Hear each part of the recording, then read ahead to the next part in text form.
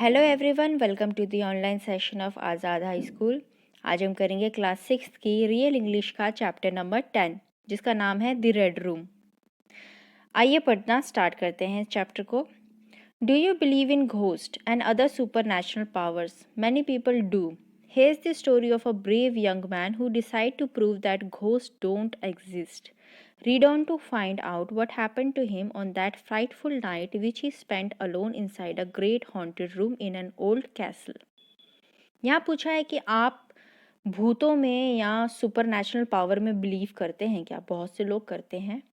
तो ये कहानी एक यंग मैन की, एक बहादुर यंग मैन की है जिसने डिसाइड किया कि वो प्रूव करके रहेगा कि भूत नहीं होते हैं। आइए देखते हैं कि क्या हुआ उसके साथ। जब एक डरावनी रात में उसने अकेले एक हॉन्टेड रूम में, ठीक है, एक डरावने कमरे में, एक पुराने महल के डरावने कमरे में एक रात गुजारी। ठीक है, आइए पढ़ना स्टार्ट करते हैं। I can assure you, said I, that it will be very difficult for me to be frightened. I do not believe in ghosts. Indeed, if ghosts do exist, they will have to work very hard to scare me. And I stood up before the fire with my glass in my hand. अब कुछ लोग जो fire place होता है वहाँ पे बैठे होते हैं, उसमें से जो नरेटर है वो क्या कहता है कि मैं तुम लोगों को ये आश्वासन देता हूँ कि मुझे डराना बहुत मुश्किल है, क्योंकि मुझे भूतों में विश्वास नहीं है। हाँ, अगर भूत होते भी होंगे तो उन्हें बहुत मेहनत करनी पड़ेगी मुझे डराने के लिए। ठीक है, तो ये फायर प्लेस के आगे खड़ा होता है और हाथ में उसने ग्लास पकड़ा होता है। It is your own choice, said the man with a wrinkled arm and glanced at me hesitantly. एक और आदमी जो वहाँ बैठा होता है वो बोलता है ये तुम्हारी अपनी चॉइस है। I am 28 years old and I have never seen a ghost in my life. I simply don't believe in them, said I. तो नरेटर क्या कहता है, मैं 28 साल का हूँ और मुझे अपने पूरे साल में आज तक एक भी भूत नहीं दिखा, इसलिए मैं उस पर विश्वास ही नहीं करता। The old woman sat staring hard into the fire, her pale eyes wide open. She broke in with the monotonous tone. But in all those 28 years, you have never seen a house like this. It is full of tragedies and sorrow. अब एक बूढ़ी औरत होती है, वो वहाँ बैठी होती है आग के पास, एकदम उसकी पीली आंखें होती हैं और वो अपने बिल्कुल ऐसे सुस्तेली आवाज़ में कहती हैं कि हाँ, अपने तुम्हारे इन 28 सालों में तुमने ऐसा घर भी तो नहीं देखा होगा। ये घर बहुत सी घटनाएं और दुख भरी दास्तानों से भरा हुआ है। I half suspected that the old people were speaking so gloomily to enhance the queer nature of the house that they had been looking after. Well, I said, let's see if I meet the ghost. अब narrator कहता है कि मुझे लग ही गया था ये जो बूढ़े लोग हैं जितने यहाँ बैठे हुए हैं, ये यहाँ पे रहते रहते इस घर की देखभाल करते करते थोड़ा सा ज़्यादा ही बड़ा चढ़ा के अब बातें कर रहे हैं। तो नरेटर क्या कहता है, चलो देखते हैं कि मुझे आज कोई घोस्ट मिलता है या नहीं। ठीक है। Then I heard someone entering the house. From his slow footstep, it sounded that he was older than the two people sitting before me. True enough, an old wrinkled man walked into the room with the help of a crutch. On one eye, he wore a patch. In fact, all the old people themselves looked like ghosts. That is, if the ghost existed. Their close manners of speech are belonged to the past. अब क्या हुआ कि जो narrator है उसने कुछ पैरों की आवाज़ सुनी आते हुए जो बहुत ही धीरे धीरे आ रही थी, तो उसे लगा कि शायद कोई एक और बूढ़ा आदमी आ रहा होगा जो मेरे साथ जैसे दो लोग बैठे उन्हीं के जैसा ही। जब उसने देखा तो कहा कि हाँ सही था, एक बूढ़ा आदमी जिसको झुर्रियाँ आ गई थी वो अपनी जो क्रचेज़ हैं, क्रचेज़ क्या होता है, जो लंगड़ाते हुए जो हाथ में पकड़ते हैं ना बैसाखियाँ, उसके ऊपर आ रहा था। उसकी एक आंख पे ढका हुआ था, पैच बंधा हुआ था, जैसा पायरेट्स नहीं होते उनकी एक आंख पे होता है, कुछ उस तरीके का। ठीक है, अब वो कहता है कि ये तो तीनों जितने बूढ़े आदमी यहाँ बैठे थे ये खुद ही भूत की तरह लग रहे थे। हाँ, अगर भूत होते हैं तो उनके कपड़े, उनके बात करने का तरीका सुन के तो ऐसा लग रहा था जैसे वो बहुत ही पुराने पिछड़े ज़माने के लोग हैं। ठीक है। It is your choice dear boy said the old man one more time. अब बूढ़ा आदमी क्या कहता है, ये तुम्हारी इच्छा है, तुम्हारी मर्जी है, तुम्हारी सोच है। ठीक है। तो नरेटर क्या कहता है, it is now please tell me where is this infamous haunted red room where I am to spend the night I asked. तो नरेटर कहता है कि हाँ ये तो मेरी ही चॉइस है, अब तो मुझे बताओ वो फेमस डरावना रेड रूम कहाँ है जहाँ पे मुझे आज रात गुजारनी है। Well if you are insistent on doing that you must go there alone. उनमें से एक बोलता है, बूढ़ा आदमी, कि अगर तुम करना ही चाहते हो, वहाँ रात बिताना ही चाहते हो, तो तुम्हें अकेले जाना पड़ेगा। हमारे में इतनी हिम्मत नहीं है कि हम वहाँ जा सकें। वो उन्हें बोलते हैं, साइड पे एक कैंडल रखी है, उसको जला के जाना ताकि तुम्हें रोशनी दिखे। ये जो पैसेज तुम्हें रास्ता दिख रहा है, यहाँ से चलते जाओ जहाँ तक एक सीढ़ियाँ ना आए, गोल घूमती हुई सीढ़ियाँ। फिर उस पे चले जाना। तुम्हें एक दरवाज़ा दिखेगा जो ग्रीन कपड़े से ढका हुआ है। उस दरवाजे को खोलो, कॉरिडोर में जाओ, और जो last end of the corridor में एक रूम होगा, वही है तुम्हारा रेड रूम। ठीक है। तो अब नरेटर चला जाता है। वो अंधेरे ही शैडोज में ही उस कॉरिडोर तक पहुंचता है जहाँ पे रेड रूम होता है, और देखता है कि डार्क शेडोज डांस्ड अक्रॉस। उसे कुछ शेडोज से दिखाई देते हैं, कुछ परछाइयाँ जो नाच रही हैं। I dare not to look behind, लेकिन उसने बिल्कुल भी पीछे मुड़ के नहीं देखा।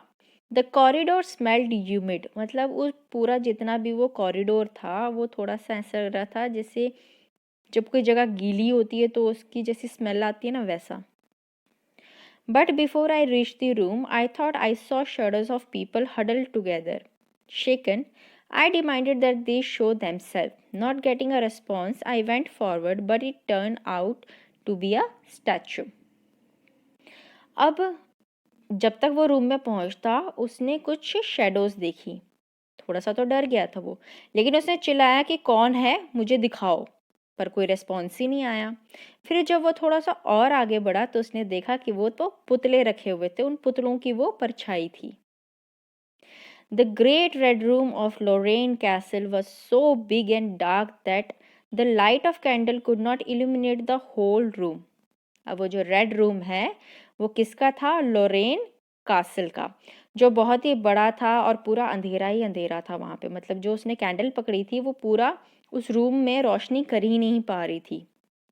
Apprehensive, I recalled the memory of my friend who last stayed here and found dead the next morning. I also remembered other people who died stayed in this room. I decided to make a complete survey of the room so that nothing would surprise me. Then I lit all the candles in the room and drew all the curtains to make sure nobody hid behind them. Additional light was cast by a huge fireplace for which I was thankful. अब उसको थोड़ी सी memory याद आ जाती है कि उसका एक friend भी था जो लास्ट यहाँ पे रहा था, और अगले दिन वो सुबह मरा हुआ पाया गया था। और उसने बहुत से और लोगों की भी कहानियाँ सुनी हैं जो इस रूम में रहे थे और वो भी मरे थे, कोई ज़िंदा वापस नहीं गया था। तो इसने सोचा कि मैं पहले पूरा रूम को देख लेता हूँ कि सब कुछ ठीक है या नहीं, कहीं कुछ गड़बड़ तो नहीं है। तो उसने सारे रूम की कैंडलें जला दी, पर्दे जो थे वो सारे साइड कर दिए ताकि उसे लगा कि कोई पर्दों के पीछे ना छुपा हो उसे डराने के लिए। और वहाँ पे एक फायर प्लेस थी, उसने उसको भी जला दिया ताकि पूरे कमरे में रोशनी हो जाए। Then I sat down on a big chair and use the table as a barricade. फिर वो एक बड़ी सी चेयर पे बैठ गया और आगे उसने टेबल रख लिया ताकि वहाँ से कोई इधर उधर लोग ना जा सके। I sat there waiting in solitude, और बैठ गया वो शांति से अकेले में। I admit I gradually became increasingly conscious of the shadows dancing across the room. अब जो उसको परछाइयाँ इधर उधर दिख रही थी अंधेरे कमरे में, ऑब्वियसली जो फायर प्लेस जली हुई है, जो चीज़ें होंगी उसकी भी शेडोज़ आएंगी, तो उसे बहुत सारी शेडोज़ दिख रही थी जिससे उसे थोड़ा थोड़ा सा अजीब लग रहा था। ठीक है, उसे ऐसा लग रहा था जैसे कोई है जो इधर उधर घूम रहा है, वो फीलिंग आ रही थी। तो वो बहुत ही ज़्यादा नर्वस हो गया। सडनली जब आधी रात बीती तो 2 कैंडलें बुझ गई। तो वो जल्दी से भागा उसको जलाने के लिए। जैसे उसको जलाने के लिए आगे भागा, 2 और कैंडलें बुझ गई। फिर उसने सोचा मुझे कुछ करना चाहिए कि उनको जला सके। फिर उसने फिर से लाइट जलाई पर कोई और कैंडलें बुझ गई। तो धीरे धीरे जितनी भी कैंडलें थी वो सारी बुझती जा रही थी, ऐसा लग रहा था कोई जानबूझ के उन्हें बुझा रहा है। स्टेडी, अब वो थोड़ा सा घबराया और एकदम खड़ा हो गया, थोड़ा तन के। फिर उसने सोचा कि क्या करूं, वो सोच रहा है ये सारी कैंडल हैं जो बुझी जा रही हैं। थोड़ा सा वो घबराया पर उनको लगा कि चलो कोई बात नहीं, जो फायर प्लेस में आग जली हुई है कम से कम वो तो है। बट जो उसने सोचा थोड़ी देर के बाद देखा कि फायर प्लेस की जो आग थी वो भी धीरे धीरे क्या हो रही थी, खत्म हो रही थी। अब उसे और बर्दाश्त नहीं हो रहा था, वो क्या करे। तो वो जल्दी से वहां से भागने की कोशिश करने लगा, डोर की तरफ पहुंचने लगा। I thought I found the door, उसे लगा कि उसने दरवाज़ा पकड़ ही लिया, उसके हाथ में आ गया, उसे दरवाज़ा मिल गया है। पर उससे पहले उसका पाँव टकराया चेयर से और फिर बेड से टकरा के वो नीचे गिर गया।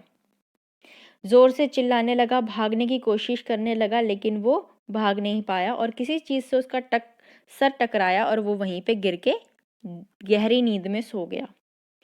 जब नेक्स्ट मॉर्निंग वो उठा तो उसके सर पे एक बैंडेज लगी हुई थी और 3 बूढ़े लोग उसे घेर कर बैठे हुए थे। उसने पूछा, मैं कहाँ हूँ? वो उनको देखने लगा और बोलने लगा, शायद मुझे तुम सब याद हो, पर फिर भी नहीं याद आ रहा है कि तुम कौन हो। ठीक है। फिर उन्होंने मुझे बताया उस रेड हॉन्टेड रूम के बारे में। तो उन्होंने कहा कि सुबह हमने देखा कि तुम ऐसे पड़े हुए थे, तुम्हारे सर से और लिप्स से खून बह रहा था। ठीक है। तो अब तो तुम्हें विश्वास हुआ ना कि वो एक हॉन्टेड रूम है। तो नरेटर ने क्या कहा, यस, हाँ वो रूम हॉन्टेड है। तो सारे लोग पूछने लगे जो वहाँ पर थे कि बताओ बताओ किसका भूत है वो, क्या वो भूत अर्ल का है या काउंटेस का है।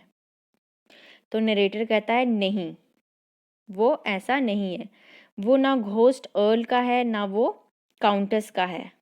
वहाँ पे एक्चुअली कोई भूत है ही नहीं, बट उससे भी बहुत ही ज़्यादा खतरनाक एक चीज़ है। क्या कहा उसने उस चीज़ को, the worst of all the things that haunt poor mortal man said I, and that is fear. जो सबसे बुरी चीज़, सबसे ज़्यादा जो एक बेचारे इंसान को सताती है, डराती है, वो क्या है, उस इंसान का खुद का डर। ये डर ही है जिसका कोई समाधान नहीं है, कोई इसको जान नहीं पाया है। ठीक है। ये हमारा डर ही होता है जो हमारे पीछे लगता है, हमें हॉन्ट करता है, हमें डराने की कोशिश करता है कि छोटी सी छोटी चीज़ में भी, इवन अ स्मॉल थिंग, यानी कि सिंपलेस्ट चीज़ों में भी हमें वो घबराहट शुरू हो जाती है। अगर हमारे मन में पहले से ही किसी चीज़ ने डर बिठा दिया है कि वो रूम इतना हॉन्टेड है, वहाँ ये चीज़ें होती हैं, वहाँ ये हुआ है, तो हमारे दिमाग में वो पहले से ही डर बैठा होता है। अगर वहाँ पे कुछ होगा भी नहीं तब भी हमारे दिमाग में वो चीज़ सोच सोच के वो ख्याल आ के इतना डर भर जाता है कि हमें बिल्कुल भी हिम्मत नहीं होती है कि अगर किसी कहीं से आहट आई तो हम तब डर जाते हैं, हमारी हिम्मत नहीं होती कि हम पलट के देख सकें। ठीक है।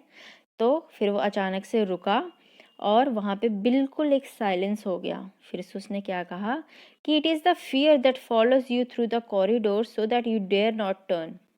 तो कहता है वो तुम्हारा खुद के अंदर का डर ही था जो तुम्हारे पूरे चलते टाइम उस कॉरिडोर में तुम्हारे साथ था कि तुम्हारी इतनी भी हिम्मत नहीं हो पाई कि तुम पीछे मुड़ के देख सको। ये तुम्हारा डर ही था जो उस रूम में भी था, जो तुमसे लड़ रहा था। ठीक है। और ये डर कैसा है, प्लेन ब्लैक फियर। ये एकदम काला भयानक डर है। और वहाँ पे नरेटर ने अपनी बात ख़त्म की। तो ये थी आपकी स्टोरी जो किसने लिखी है, H.G. वेल्स ने। ठीक है। तो यहाँ पे नरेटर कहना क्या चाहता है कि भूत वूत जैसी कोई चीज़ नहीं होती, ये तुम्हारे अंदर का ही डर है जो तुम्हें डराता है। ओके, चलिए अब करते हैं हम अपना comprehension. A1. Complete the following sentences in your own words. Number 1. The young man seemed overconfident because he wanted to spend a night in the red room in spite of the fact that anyone who had done that previously had died. Number 2. The three caretakers had never visited the red room because they believed that there were ghosts in that room. Number 3. The red room of the Lorraine Castle was infamous because people thought it was haunted, and anyone who went there at night met with terrible accidents. Number 4. The young man told himself to be steady because he did not want to be taken over by fear. Number 5. The young man did not remember where he was because he had lost consciousness after being hit by something. अब करते हैं A2 part. Choose the correct answer. Number 1. The young man felt a little uncomfortable on his way to the red room. Why? तो इसका है आपका option A. The way to the red room was dark and shadowy, and this added to the ghostly atmosphere. Number 2. Why did the young man decide to stay in the red room? इसका है option B. He wanted to prove that ghosts don't exist. Number 3. The young man ensured that every part of the room was well lit because इसका है option A. He wanted to be able to see every part of the red room. 4th. The young man kept dashing across the room. इसका है option C. To relight the candles that kept burning out. Number 5th. The young man discovered that the real ghost was इसका है option C. The fear of ghost itself. आगे में आपको दिया है A3 part. The young man in the story realized that the thing we must fear the most is the feeling of fear itself. Make pair and discuss what he meant by the following lines. Write a small paragraph. Number 1. The worst of all the things that haunt poor mortal man, and that is fear. It is the fear itself that is beyond any reason and understanding. It is the fear that haunts the imagination of man and increases the awareness of even the simplest things. ये आपको यहाँ पे कहा है कि pair बना के आपस में ही पहले डिस्कस कीजिए कि यहाँ पे जो है नरेटर क्या कहना चाहता है और फिर इसको अपने वर्ड्स में लिखिए. तो मैं आपको इसका मीनिंग बता देती हूँ, आपको इसे अपने वर्ड्स में खुद लिखना है. यहाँ पे नरेटर ये बात कर रहा है कि जो सबसे बुरी चीज़ या सबसे बुरा जो किसी भी इंसान को डराता है वो उसका खुद का डर होता है. ठीक है, ये डर ही है जिसके लिए कोई रीज़न नहीं चाहिए होता है, कोई अंडरस्टैंडिंग नहीं चाहिए होती है. ठीक है, ये हमारी इमेजिनेशन से ही निकलता है. हम एक बार जब सोच लेते हैं किसी चीज़ के बारे में कि वो चीज़ हॉन्टेड है, डरावनी है, तो उसकी छोटी से छोटी भी डिटेल हमें क्या लगने लगती है, डरावनी लगने लगती है. तो इसी जो सेंटेंस है इसको आपने अपने शब्दों में लिखना है. Number 2. It is the fear that follows you through the corridor so that you dare not turn. It fought against me in the room. There is fear in that room. Plain black fear. यहाँ पे क्या narrator कहना चाहता है कि वो डरी था जो मेरे साथ साथ उस कॉरिडोर में चल रहा था जब मैं रेड रूम की तरफ जा रहा था. और उस रूम में पहुँच के भी ये मेरा ही डर था कि मुझे हर जगह पे जो शैडोज़ थे वो डांसिंग करते हुए नज़र आ रहे थे. मुझे ऐसा लग रहा था जैसे वहाँ पे कोई घूम रहा है. ये मेरे ही अंदर का डर था जो उस पूरे रूम में मुझे दिख रहा था, एक काला डर. ठीक है, काला डर क्यों बोला है? क्योंकि वहाँ पे बिल्कुल डार्कनेस थी उस रूम में और उसके अंदर का डर ही उसको छोटी से छोटी आहट में, शैडो में नज़र आ रहा था, जिसके कारण वो घबरा गया था. अब करते हैं हम B part, vocabulary. Read the following sentences. The wind blew away my blue shirt. यहाँ पे जो वर्ड दिए हैं ब्लू एंड ब्लू, ये प्रोनाउंस करने में सेम है, लेकिन इनकी स्पेलिंग अलग है और इनके मतलब भी अलग अलग हैं। फर्स्ट जो ब्लू है उसका मतलब है उड़ा दिया, और सेकंड जो ब्लू है वो कलर आपका है ब्लू। तो ऐसे वर्ड जो साउंड करने में सेम होते हैं पर उनकी स्पेलिंग भी अलग होती है और मीनिंग भी अलग होता है, उन्हें होमोफोन्स कहा जाता है। तो इसी को देखते हुए आपकी एक्सरसाइज है B1। Find a homophone for each of the words below then make a sentence using both the words. आपको होमोफोन ढूंढना है जो आपको वर्ड दिए हैं यहाँ पे उसका साथ वाला, और सेंटेंस लेकिन आपको दोनों ही वर्ड से बनाने हैं अलग अलग दो। जैसे पहला दिया है मेल, इसका होमोफोन आएगा मेल MALE, और आपके सेंटेंस बनेंगे, पहले वाले मेल का बनेगा Ritu is checking her mail, और दूसरे वाले का what do you call a male parrot question mark. Second दिया है ब्रेक, इसका होमोफोन होगा ब्रेक BREAK, जिसका मतलब होता है टूटना। तो पहले वाले का सेंटेंस आपका बनेगा she had no brake on her bicycle, और सेकंड वाले ब्रेक का सेंटेंस बनेगा you will break your leg if you fall from here. Third आपका दिया है सेल, इसका पहले वाले सेल का मीनिंग है बेचना, और दूसरे वाले सेल का मतलब यहाँ दिया है जो बैटरी होती है आपके, जो टॉर्च में आती है। तो इसका आपका पहले वाले का सेंटेंस आप बनाएंगे the stall sells drinks and snacks, और दूसरे वाले का सेंटेंस बनेगा ब्रिंग 2 सेल्स फ्रॉम मार्केट। आगे आपको दिया है सेल, ठीक है। पहले वाला आपको जो सेल है वो होता है जो मार्केट में सेल लगी होती है, बेचना वगैरह, और दूसरा वाला सेल होता है जो बोट, जैसे नाव जो होती है, शिप्स जो होते हैं समुद्र में सेल करने के लिए जाते हैं, वो वाला सेल है। तो पहले वाले का आपका सेंटेंस बनेगा the sale of tobacco is banned here, and दूसरे वाले का सेंटेंस बनेगा this boat can sail faster than the other one. Next आपको दिया है स्टेयर, यानी कि सीढ़ियाँ, और इसका होमोफोन बनेगा स्टेयर STARE, यानी कि घूरना। तो फर्स्ट वाले से आप सेंटेंस बनाएंगे I will take the stairs instead of the lift, और दूसरे वाले का सेंटेंस बनाएंगे don't stare at people. Next आपको दिया है वेयर, ठीक है। तो ये जो वेयर है आपका, ये होता है किसी चीज़ से रिलेटेड सामान, और दूसरा इसका होमोफोन बनेगा वेयर WEAR, यानी कि कोई चीज़ पहनना। तो पहले वाले का आप सेंटेंस बनाएंगे I bought kitchenware from the department store, और दूसरे वाले से सेंटेंस बनाएंगे I can't wear this small shirt. Next है आपका बियर, इसका आप होमोफोन बनाएंगे बेयर BARE।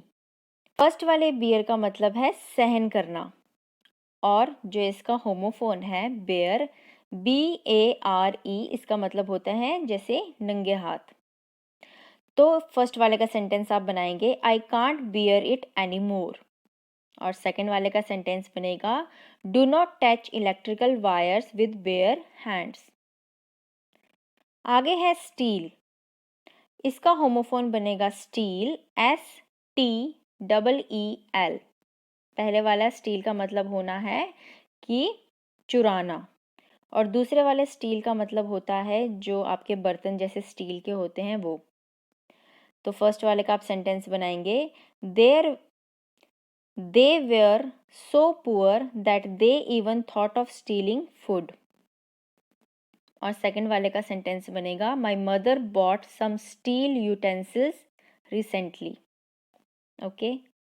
नेक्स्ट B2 दिया है choose the correct words to complete the sentences. Number 1, Meera got a compliment for her new dress, compliment आएगा पहला वाला।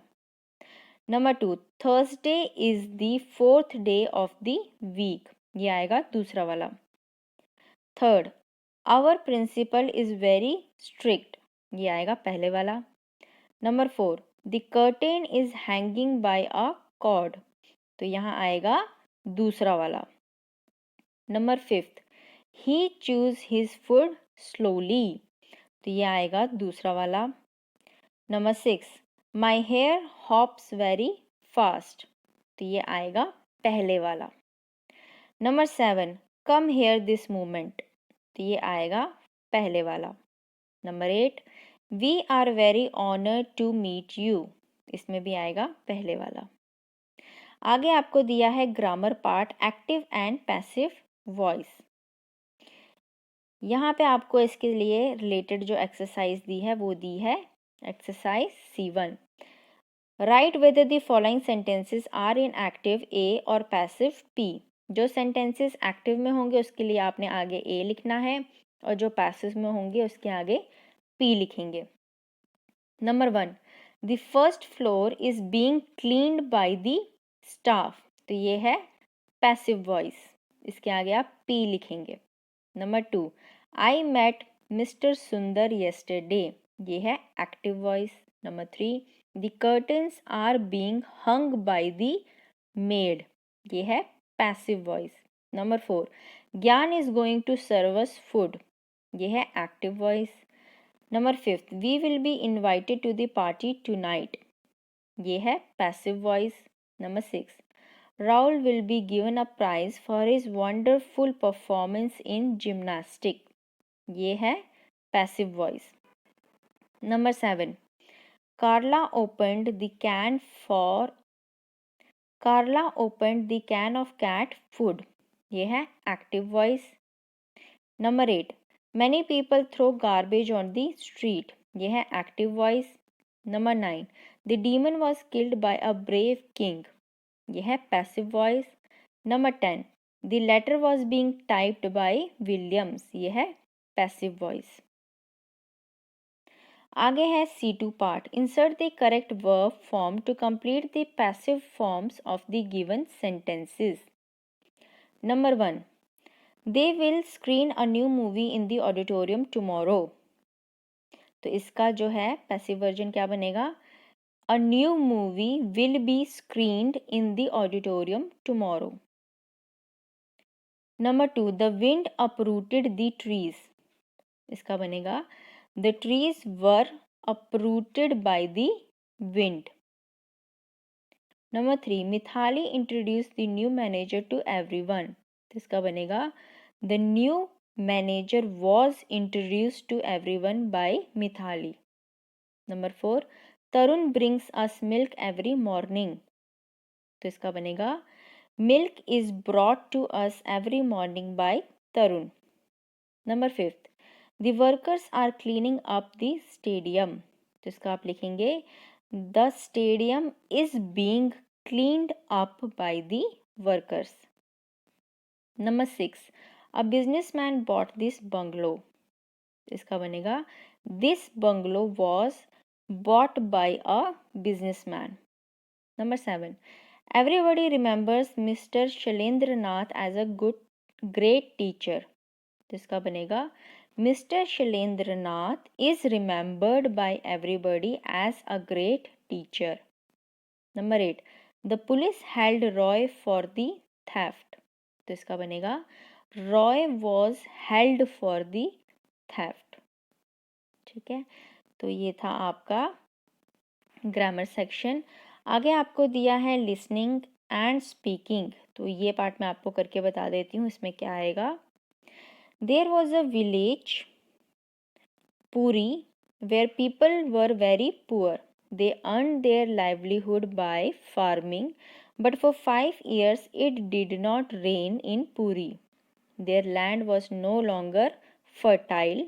Their cattle were skinny and not able to plow the farms. The people of Puri were starving and the children were suffering from malnutrition. Their 2 wells were also drying up.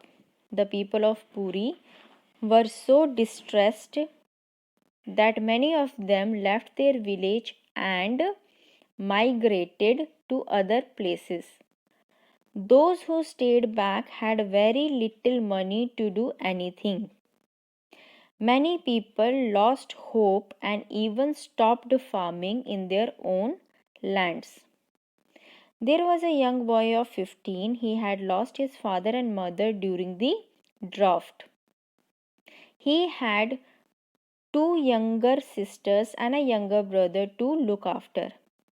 Even though he was so young and had such a huge responsibility, he had not afraid to face the challenges. He took to farming in his father's land. He did not have any bulls to pull the plow, so he used his shoulders to support the plow. Many people told him to leave his family and go to the city to earn, but he refused to do so. One day, when he was plowing his field, his plow struck something hard. When he bent down to inspect it, he discovered a big pot of treasure. It had coins of gold and silver and many pieces of jewelry. There were two choices before him. One was to take the treasure and move with the family to the city where they could live well. In the city, they would have good food to eat and all the luxuries. The other choice before him was to take the treasure and sell it. Then he could use the money to buy a better water pump which could draw water from sources deeper than the two wells. He could also use the money to buy some cattle and better seeds for the village. This way, he could help his whole village and do something about his neighbors who were starving. ठीक है, तो ये था आपका chapter. I hope आपको समझ में आया होगा. अगर आपको मेरी वीडियो अच्छी लगे तो इसे लाइक ज़रूर करें. Thank you very much and have a nice day.